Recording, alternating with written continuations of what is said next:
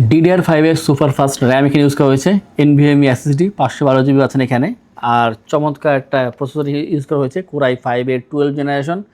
আর ভালো দিক হচ্ছে এখানে 10 কোর 12 থ্রেড এখানে ইউজ করা হয়েছে। তো সুপার ফাস্ট কাজ করতে এগুলো ইউজ করা হয়ে থাকে আসলে। 16 জিবি র্যাম, 512 জিবি SSD পাচ্ছেন, তাও সব কিছু আপডেট পাচ্ছেন, ভালো জেনারেশনের প্রসেসর পাচ্ছেন। এখানে বিল কোয়ালিটি হচ্ছে অ্যালুমিনিয়াম, 4 ফিঙ্গার লোগো, খুবই চমৎকার। ফ্রেশ তো অবশ্যই পাচ্ছেন, বক্স কন্ডিশন পেয়ে যাবেন, বাট বক্স যদি নেই ইউজ প্রোডাক্ট, খুবই চমৎকার একটা কন্ডিশন পেয়ে যাবেন। এবং যে পোর্টগুলো আছে এখানে যথেষ্ট কাজের, একটা হচ্ছে দুইটা পাচ্ছেন টাইপ সি পোর্ট এখানে, একটা HDMI আর একটা USB পেয়ে যাবেন।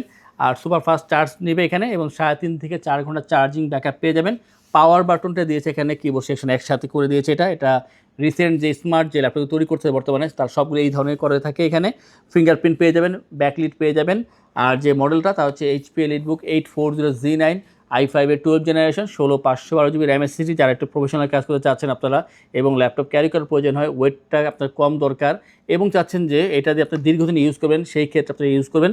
এক হচ্ছে স্মার্ট ল্যাপটপ এবং খুবই কাজের। আর যে প্রাইসটা তা থাকবে মাত্র 55,990 টাকায়। এবং এইটার ভিতরে কিন্তু i7 12 জেনারেটর ভেরিয়েন্ট চলে আসছে 16/512 দিয়ে, সেটা হবে 62,990 টাকায়। অতএব অপশন আছে i5 অথবা i7, যেটা প্রয়োজন সেটা দেখে নেওয়ার মতন। আর নেওয়ার জন্য আসতে হবে ITBD-তে, যেটা হচ্ছে ঢাকা মিরপুর 10 নম্বর গোলচত্বর, মেট্রো রেলের 249 নম্বর পিলারের ঠিক কাছেই।